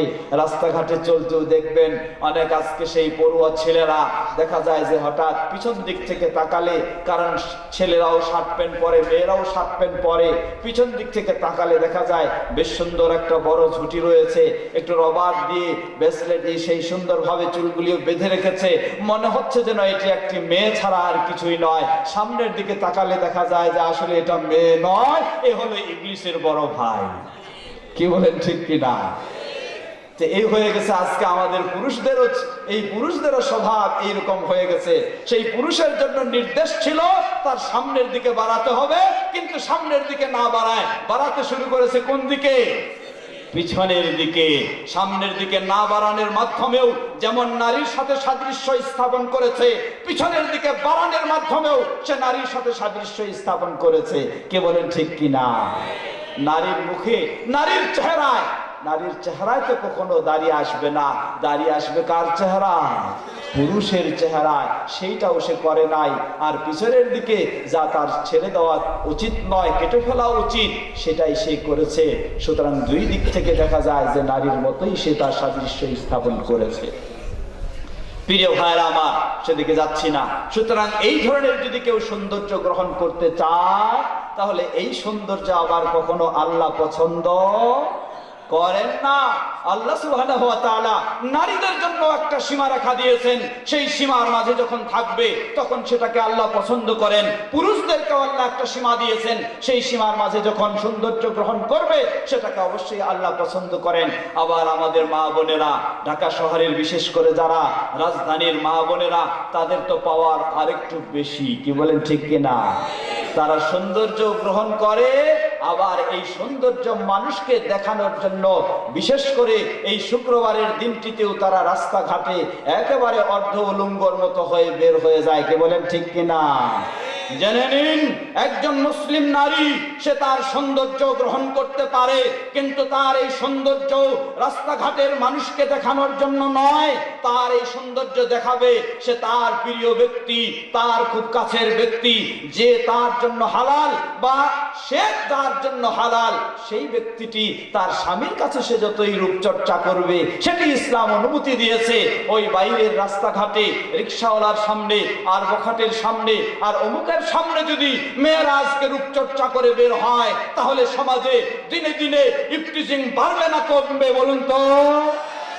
কোনো সন্দেহ নেই, এই ধরনের ইবলিসি চালচলনে যদি মেয়েরা বের হয় রাস্তাঘাটে রূপচর্চা করতে, তাহলে পৃথিবীর বুক থেকে কখনো ইফটিজিং দূর করা সম্ভব হতে পারে? সুতরাং একজন মেয়ে মানুষের ক্ষেত্রে আল্লাহ সুবহানাহু ওয়া তাআলা স্পষ্ট বলে দিলেন, ওয়ালা ইউজিনা জিনাতাহুন্না ইল্লা লিবুউলাতিহিন্না। কোন মুসলিম নারীর জন্য বৈধ নয়, তার জন্য হারাম, তার এই সৌন্দর্যকে অন্য কোন মানুষের সামনে প্রকাশ করবে না। মাত্র কয়েকজন সীমাবদ্ধ ব্যক্তির সামনেই তার এই সংক্ষিপ্ত সৌন্দর্য প্রকাশ করতে পারে। তার এক নম্বরেই হচ্ছে তার স্বামী। কিন্তু আজকে আফসোসের সাথে বলতে হয়, আমাদের অনেক বোনেরা দেখবেন তারা যখন স্বামীর সাথে থাকে সেই ঘরের মাঝে দেখবেন একেবারে অগুছালো, কাপড়ও ঠিক নাই, মাথার চুলও ঠিক নাই। আর স্বামী থেকে যখন বাইরে রাস্তায় বের হয় তখন দেখবেন যে কত রকমের তার সেই সৌন্দর্যের ঝলক আর চমক, আর কত রকমের তার ফ্যাশন। কি বলেন ঠিক কিনা? বিষয়টি উল্টা হয়ে গেছে। যদি এই হয়ে থাকে তাহলে এমন জাতি আল্লাহ সুবহানাহু ওয়া তাআলার রহমতের আশা করবে না, গজবের আশা করবে। এমন সমাজ, এমন ব্যক্তিরা জান্নাতের পথে চলছে না, জাহান্নামের পথে চলছে। সুতরাং সকলকে আমরা স্মরণ করে দিতে চাই, আসুন জান্নাতের পথে যদি আমরা যেতে চাই, জান্নাত যদি আমাদের সেই আকাঙ্ক্ষিত হয়ে থাকে, পাওয়ার বিষয় হয়ে থাকে, তাহলে এই সব ইবলিসি বর্জন করে আল্লাহ রাসূল সাল্লাল্লাহু আলাইহি ওয়াসাল্লাম এর সহিহ সুন্নাহর আলোকে একজন মুসলিম নর ও নারীর জন্য যে বিধান সকল ক্ষেত্রে রয়েছে তাই আমাদেরকে পালন করে চলতে হবে। তাহলে আমাদের পক্ষে সম্ভব হবে জান্নাতের পথে চলা এবং জাহান্নাম থেকে বাঁচা। আল্লাহ আমাদের সকলকে সে তৌফিক দান করুন, বলুন আল্লাহুম্মা আমিন। যে বিষয়টি বলতে চাচ্ছিলাম এই হাদিস বলে আমি শেষ করব, আর দীর্ঘ করব না, এত দীর্ঘ আলোচনা করাও ঠিক নয়, যেহেতু আমাদের সামনে অপেক্ষা করছে কি সালাতুল ফজর। তবে হয়তো বলতে পারেন যে শহরের মানুষদের জন্য তো ফজরের সালাত না পড়লেও চলে, তাই না? বাস্তব অবস্থাটা কিন্তু এইরকমই হয়ে গেছে। মসজিদগুলিতে ফজরের সময় খোঁজ দিলে দেখা যায় সবাই রাত 1টা 2টা পর্যন্ত জেগে থাকে। ফজরের সময় মসজিদেও খুঁজে পাওয়া যায় না, ঘরেও হয়তো কেউ জেগে পড়ে কিনা তাও বলা খুব কঠিন। যদি এই হয়ে থাকে তাহলে জেনে নিন নিজেকে মুমিন বলে পরিচয় দেওয়া খুব কঠিন। আল্লাহ রাসূল সাল্লাল্লাহু আলাইহি ওয়াসাল্লাম স্পষ্টভাবে বলেছেন, আসকালুস সালাওয়াতি আলাল মুনাফিকিন, মুনাফিকদের জন্য সবচেয়ে ভারী সালাত হলো, কঠিন সালাত হলো সালাতুল ইশা ও সালাতুল ফজর, ইশার সালাত এবং ফজরের সালাত। আপনি বাকি 4 ওয়াক্ত খুব সুন্দরভাবে আদায় করলেন, হয়তো মুমিনের পরিচয়টা আপনি পেয়ে যাচ্ছেন, কিন্তু ফজরের ক্ষেত্রে যদি আপনি গাফেল হয়ে থাকলেন মুমিনের পরিচয় আর পেলেন না। পেলেন কিসের পরিচয়? পেলেন মুনাফিকের পরিচয়। আল্লাহ আমাদেরকে সেই মুনাফিকের পরিচয় গ্রহণ থেকে, মুনাফিকের পরিচয় পাওয়া থেকে হেফাজত করুন, বলুন আল্লাহুম্মা আমিন। প্রিয় ভাইরা আমার, যে হাদিসটি বলছিলাম, রাসূল সাল্লাল্লাহু আলাইহি ওয়াসাল্লাম বললেন যে না না, কোন ব্যক্তি যদি তার কাপড়কে সুন্দর করে, তার জুতাকে সুন্দর করে, এটার নাম কিবির নয়, এটার নাম অহংকার নয়, এটার নাম অগর্ব নয়, বরং আল্লাহ সুবহানাহু ওয়া তাআলা নিজেই সুন্দর, তিনি সুন্দরকে পছন্দ করেন, অতএব এটি করতে পারে, এতে সমস্যা নেই। বরং কিবির কি জিনিস? ওয়াল কিবির বাতারুল হাক্কি ওয়া গামাতুন নাস। কিবির হলো দুটি কাজের নাম, অহংকার হলো দুটি কাজের নাম, গর্ব হলো দুটি কাজের নাম। প্রথম হচ্ছে বাতারুল হাক্কি, হক জিনিসকে জানার বুঝার পরেও যেটা হক সেটাকে বর্জন করা। কি বলেন, ঠিক কিনা? আজকে আমি একটা বলে ফেলবো, যেটা আমি নিজেও আলেম, যাই হোক ছোট হই আর যাই হই না কেন, আলেম সমাজের মাঝেও এই জিনিসটির খুবই সমস্যা রয়েছে। কোন আলেম যদি কোনো একটা ফতোয়া দিয়ে বলেন, কোন আলেম যদি কোনো একটা এর বিপক্ষে যদিও কোরআন এবং সুন্নাহর স্পষ্ট হক প্রমাণিত হয়, তিনি আর নিজেরটাকে প্রত্যাহার করে সেটাকে গ্রহণ করতে চান না। এটার নামই হলো অহংকার, এটার নামই হলো কিবির। এই কিবির শুধু সাধারণ মানুষের মাঝে তা নয়, এটা হতে পারে আলেমদের মাঝেও রয়েছে, আলেমদের মাঝেও বেশি থাকতে পারে। এক মুফতি সাহেব কোনো ফতোয়া দিয়ে ফেললেন, আর এক মুফতি সাহেব আরেকটা ফতোয়া দিলেন, দুজনের একজনের মাঝে, একজনের সাথে তো অবশ্যই কোরআন সুন্নাহ রয়েছে, কিন্তু অপরজনের কাছে কোরআন সুন্নাহ থাকলে আমি আমার ফতোয়াকে আর বাদ দিতে চাই না, এটাকেই ঘোরায় পেঁচায় এদিক দিয়ে সেদিক দিয়ে সেটাকেই টিকায় রাখার চেষ্টা করি। অন্যটা হক হলেও, স্পষ্ট হলেও আমি সেটাকে বর্জন করার জন্যই চেষ্টা করি, যেহেতু এটা আমার ফতোয়া না। যদি এই ধরনের স্বভাব হয়ে থাকে, এর নামেই হলো কিবির, এর নামেই হলো অহংকার, এর নামেই হলো গর্ব। এমন কিবির যার মাঝে রয়েছে, তিনি যত বড়ই আল্লামা হন না কেন, রাসূল সাল্লাল্লাহু আলাইহি ওয়াসাল্লাম বলেন তার পক্ষে জান্নাতে প্রবেশ করা সম্ভব হবে। দ্বিতীয় বললেন ওয়া গামাতুন নাস, মানুষকে সবসময় এই তাহকিরুন নাস, মানুষকে সবসময় হেয় করার চেষ্টা করে, মানুষকে সবসময় তুচ্ছ জানে। হে কি সে কি বুঝে, সে কি জানে।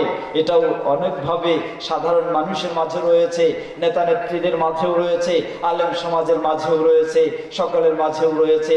যার মাঝে যতটুকু যোগ্যতা, যার মাঝে যতটুকু ক্ষমতা, দক্ষতা, সেটাকে অবশ্যই মূল্যায়ন করা উচিত। নিজেকে সবসময় বড় মনে করা, অন্যকে সবসময় হেউ করা, এটার নামও হচ্ছে অহংকার, এটার নামও হলো কিবির। যার মাঝে এমন কিবির, এমন অহংকার থাকবে, আল্লাহ রাসূল সাল্লাল্লাহু আলাইহি ওয়াসাল্লাম বললেন লা ইয়াদখুলুল জান্নাহ, জান্নাতে সে প্রবেশ করতে পারবে। সুতরাং জান্নাতে প্রবেশ করতে হলে আমাদেরকে সেই কিবির, সেই অহংকার সব কিছু ছেড়ে বর্জন করে আমাদেরকে জান্নাতের পথেই অগ্রসর হতে হবে। স্মরণ করুন সহিহুল বুখারীতে এই ঘটনাটি কয়েকবার এসেছে, দীর্ঘ বলার সুযোগ নেই বলে এটি শেষ করব। সেই প্রসিদ্ধ সাহাবী আবু বকর রাদিয়াল্লাহু আনহু, সাহাবী ওমর রাদিয়াল্লাহু তাআলা আনহু, কোনো এক সময় দুজনের মাঝে কোনো একটি বিষয় নিয়ে একটু তর্ক হলো, একটু কথা কাটাকাটি হলো। কথা কাটাকাটি হলে, তর্ক হলে আবু বকর রাদিয়াল্লাহু তাআলা আনহু কিছু বলেছেন, ওমর রাদিয়াল্লাহু আনহু কিছু বলেছেন, কিন্তু দুজনের কথা খুব আওয়াজ হয়ে গেল, কেউ কাউকে মেনে নিতে পারলেন না। তারা সেখান থেকে চলে গেলেন। চলে গিয়ে পরে ভাবলেন, একজন অপরজন ভাবতেছেন যে মনে হয় বিষয়টি ভুল হয়েছে। সর্বপ্রথম আবু বকর রাদিয়াল্লাহু তাআলা আনহু তিনি কি করলেন? আবু বকর রাদিয়াল্লাহু তাআলা আনহু তিনি ওমর রাদিয়াল্লাহু আনহুর বাড়িতে চলে গেলেন, গিয়ে বললেন যে হে ওমর, আমার আসলে এটি ভুল হয়েছে, আমি ভুল করেছি। নিজেকে ছোট করলেন, নিজেকে সহজ করার চেষ্টা করলেন, নিজে যেন একেবারে মুক্ত হতে পারেন সেটা চেষ্টা করলেন। আবু বকর রাদিয়াল্লাহু আনহু এভাবে বললে ওমর রাদিয়াল্লাহু আনহু কোনো পাত্তা দিলেন না, গুরুত্ব দিলেন না। আবু বকর রাদিয়াল্লাহু তাআলা আনহু তিনি খুব ভারী মন নিয়ে, মন খারাপ করে তিনি মসজিদের দিকে ছুটে আসলেন। মসজিদের দিকে ছুটে আসতেই রাসূল সাল্লাল্লাহু আলাইহি ওয়াসাল্লাম চেহারা দেখে বুঝতেছেন যে আবু বকর এর মনে যেন কি সমস্যা হয়েছে, তার মনটা যেন খুব ভারী মনে হচ্ছে। মসজিদে আসে বসলেন তিনি। আবার ওমর রাদিয়াল্লাহু আনহু তিনি আবু বকর রাদিয়াল্লাহু আনহু তার বাড়ি থেকে ফিরে আসার পরে ওমর রাদিয়াল্লাহু আনহু পরে ভাবলেন যে আসলেই আমার যদি দোষ নাও হয়, কিন্তু সেই বেচারা তিনি আমার বাড়িতে আসলেন আমার কাছে ক্ষমা চাইতে, আর আমি তাকে ক্ষমাও করলাম না, আসলে আমি তো ভালো কাজ করলাম না। ওমর রাদিয়াল্লাহু আনহু আবার তিনি বাড়ি থেকে বের হয়ে ছুটলেন আবু বকর রাদিয়াল্লাহু আনহুর বাড়িতে। দেখলেন যে আবু বকর রাদিয়াল্লাহু আনহু ঘরে নাই, তিনি বের হয়ে গেছেন। মনে করলেন যে মনে হয় রাসূল সাল্লাল্লাহু আলাইহি ওয়াসাল্লামের কাছে চলে গেছেন। সেই ওমর রাদিয়াল্লাহু আনহু পিছন দিক থেকে ছুটলেন, ছুটে দেখলেন যে আবু বকর রাদিয়াল্লাহু আনহু রাসূল সাল্লাল্লাহু আলাইহি ওয়াসাল্লামের সামনেই সেখানে অন্যান্য সাহাবীদের মাঝে বসে আছেন। ওমর রাদিয়াল্লাহু আনহু তিনি তারপর সেখানে উপস্থিত হলেন। উপস্থিত হয়ে বলতে শুরু করলেন যে হে আল্লাহর রাসূল সাল্লাল্লাহু আলাইহি ওয়াসাল্লাম এই ঘটেছে। আবু বকর রাদিয়াল্লাহু আনহু বললেন যে না না হে আল্লাহর রাসূল সাল্লাল্লাহু আলাইহি ওয়াসাল্লাম, আমি জুলুম করেছি, আমি অন্যায় করেছি, আমি ভুল করেছি। রাসূল সাল্লাল্লাহু আলাইহি ওয়াসাল্লাম আল্লাহু আকবার এত রেগে গেলেন, বললেন জেনে রাখো তোমরা আজকে রাসূল সাল্লাল্লাহু আলাইহি ওয়াসাল্লাম বললেন হে ওমর, জেনে রাখো কোন আবু বকরকে তুমি আজকে তোমার কাছে ক্ষমা চাইতে গেলেও তুমি তাকে ক্ষমা করনি, অথচ সেই সময়ের কথা স্মরণ করো যেই সময়ে আমি এই দাওয়াত দিয়েছিলাম, তোমরা গোটা কুরাইশের সব মানুষেরা আমাকে মিথ্যা বলেছিলে, আমাকে সত্য বলেছিলে শুধু সেই আবু বকর, আর সেই আবু বকরকে আজকে তোমরা এইভাবে মনে করছো। আল্লাহু আকবার। দেখুন সাহাবায়ে কেরামদের মাঝে কি ধরনের তার বিষয় ছিল। কেউ কখনো নিজেকে বড় মনে করে অন্যকে হেউ করতেন না, বরং প্রয়োজনে নিজের বিষয়টাকেই সহজ করে নিজেকেই অপরাধী না হয়েও অপরাধী করে বিষয়টিকে দুনিয়াতেই সহজ করে নিতে চাইতেন। কারণ আজকে যদি আমি নিজেকেই বড় মনে করে অন্যকেও হেউ তুচ্ছ করে যদি এভাবেই থেকে যাই, তাহলে এটাই হলো কিবির। আর এই কিবির নিয়ে যদি আমি যাই তাহলে আমার পক্ষে জান্নাতে যাওয়া সম্ভব নয়। প্রিয় ভাইরা আমার, হওয়া উচিত আলেমদের মাঝেও এই ধরনের সম্পর্ক, হওয়া উচিত নেতাদের মাঝেও এ সম্পর্ক, হওয়া উচিত সমাজের সকল মানুষের মাঝে এ ধরনের সম্পর্ক, হওয়া উচিত স্বামী স্ত্রী উভয়ের মাঝেও এ সম্পর্ক। তাহলেই সম্ভব হবে সকলের জান্নাতে যাওয়া। সম্মানিত দিনী ভাইরা, সর্বশেষ একটি কথা মা ও বোনদেরকে স্মরণ করে বলতে চাচ্ছি, রাসূল সাল্লাল্লাহু আলাইহি ওয়াসাল্লাম মা ও বোনদের জান্নাতে যাওয়ার পথটিকে কত সহজ করে দিয়েছেন। দেখুন রাসূল সাল্লাল্লাহু আলাইহি ওয়াসাল্লাম বলেন, সহিহ হাদিসে প্রমাণিত, তিনি বললেন আইয়ু ইমরাআতিন সাল্লাত খামসাহা, যদি কোনো মুসলিম নারী দিনে 5 ওয়াক্ত সালাত আদায় করে। কয় ওয়াক্ত? 5 ওয়াক্ত। আজকে আমাদের শহরের মা বোনদেরও কিন্তু এমনই অবস্থা হয়ে গেছে, তারা 4 ওয়াক্তই আদায় করেন অনেকেই, 5 ওয়াক্ত অনেকেই হয়তো করেন না। জেনে নিন ইসলাম ফরজ করে দিয়েছে 5 ওয়াক্ত। আপনি যদি 5 ওয়াক্তকে 4 ওয়াক্ত করেন, যতই 4 ওয়াক্ত আদায় করেন না কেন, এই 5 ওয়াক্তকে 4 ওয়াক্ত করে নিলে এর দ্বারা সওয়াব তো দূরের কথা, বরং ঈমানকে টিকিয়ে রাখাটাই খুব কঠিন হয়ে যাবে। কারণ ইসলাম আল্লাহ ফরজ করেছেন 5 ওয়াক্ত। রাসূল সাল্লাল্লাহু আলাইহি ওয়াসাল্লাম বললেন, কোন মুসলিম নারী যদি 5 ওয়াক্ত দৈনিক সালাত আদায় করে, ও সামাত শাহরাহা, রমাদানের সিয়াম পালন করে, ও হাফিজাত ফারজাহা, এবং তার সতীত্ব সংরক্ষণ করে পর্দা বিধিবিধান মেনে নেওয়ার মাধ্যমে, ও আতাআত যাওজাহা, এবং তার স্বামীর আনুগত্য স্বীকার করে, স্বামীর সাথে শরীয়ত সম্মত বিধি মোতাবেক আনুগত্য স্বীকার করে, এই 4টি বৈশিষ্ট্য কোন মুসলিম নারীর মাঝে যদি পাওয়া যায়, অন্যান্য ফরজগুলি তো অবশ্যই থাকতে হবে, আর এই 4টি যদি পাওয়া যায়, কিলা লাহা দুখুলিল জান্নাতা বিআইয়ি বাবিন শি'তি, কিয়ামতের দিন ওই মুসলিম নারীকে সুসংবাদ দেওয়া হবে, জান্নাতের যেই দরজা দিয়ে ইচ্ছা হয় তুমি আজকে জান্নাতে প্রবেশ করো। বলুন সুবহানাল্লাহ। প্রিয় ভাইরা আমার ও পর্দার আড়ালের মা ও বোন, সকলকে জান্নাতের পথে অগ্রসর হওয়ার আহ্বান জানিয়ে, জাহান্নামের পথ থেকে বিরত থাকার আহ্বান জানিয়ে, আর জান্নাতে যাওয়া সম্ভব হবে সেই মন গড়া ইসলাম পালনের মাধ্যমে নয়, কোরআন এবং সহিহ হাদিসের আলোকে সঠিক ইসলাম মেনে নেওয়ার মাধ্যমে আমরা যেন জান্নাতের পথে অগ্রসর হতে পারি, জাহান্নাম থেকে বিরত থাকতে পারি। আল্লাহ আমাদের সকলকে সে তৌফিক দান করুন, বলুন আল্লাহুম্মা আমিন। আর কথা দীর্ঘ না করে এখানে শেষ করতে চাচ্ছি। পরিশেষে আবারও ধন্যবাদ জ্ঞাপন করছি আমাদের সেই সকল ভাইদেরকে যারা অক্লান্ত পরিশ্রম করে, এবং সেই সকল বয়োজ্যেষ্ঠ মুরিব্বিদেরকে যারা সার্বিক সহযোগিতা দিয়ে এই মাহফিলকে সফল করার জন্য সর্বাত্মক চেষ্টা করেছেন। আল্লাহ রাব্বুল আলামিন তাদের সকলকে জাযায়ে খায়ের দান করুন, এবং ভবিষ্যতে যেন আরো এই ধরনের সুন্দর উদ্যোগ তারা আরো নিতে পারেন, সুন্দরভাবে সকলে সহযোগিতা দিতে পারেন। আল্লাহ সুবহানাহু ওয়া তাআলা সকলকে সে তৌফিক দান করুন, বলুন আল্লাহুম্মা আমিন। আমরা সকলে যেন কোরআন ও সহিহ সুন্নাহর আলোকে দিন জেনে মেনে চলতে পারি। আল্লাহ আমাদের সকলকে সে তৌফিক দান করুন, বলুন আল্লাহুম্মা আমিন। ওয়া আখিরু দাওয়ানা আনিল হামদুলিল্লাহি রাব্বিল আলামিন। সুবহানাকা আল্লাহুম্মা ওয়া বিহামদিকা আশহাদু আল্লা ইলাহা ইল্লা আনতা আস্তাগফিরুকা ওয়া আতুবু ইলাইক। আসসালামু আলাইকুম ওয়া রাহমাতুল্লাহি ওয়া বারাকাতুহু। সম্মানিত দিনী ভাইরা, আমাকে পিছন থেকে জানিয়েছেন তারা আল খায়ের পাবলিকেশনস, তারা একটি সিডি বের করেছে। আমার প্রায় পিস টিভি বাংলায় বেশ কিছু লেকচার এবং জুমার খুতবা, প্রায় 150টি লেকচার এবং খুতবা ইত্যাদি মিলে একটি ডিভিডি বের হয়েছে, স্টলে পাওয়া যাচ্ছে। আপনার যাদের পক্ষে সম্ভব হবে সেটি সংগ্রহ করার জন্য তারা আহ্বান জানিয়েছে। আসসালামু আলাইকুম ওয়া রাহমাতুল্লাহি ওয়া বারাকাতুহু।